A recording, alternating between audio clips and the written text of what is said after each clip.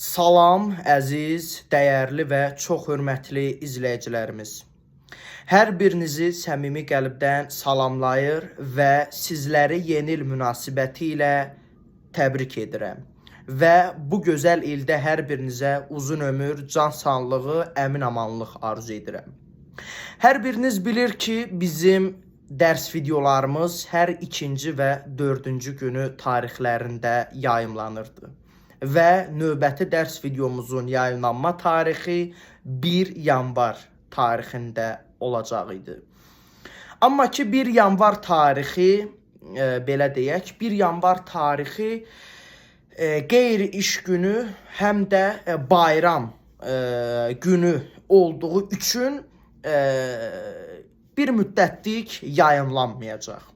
Növbəti dərs videosu gələcək həftənin ikinci günü olacaqdır. Hər birinizə anlayışınız üçün təşəkkür edir. Bir daha sizləri səmimi yeni il münasibəti ilə səmimi qəlbdən təbrik edirəm. Təşəkkürlər.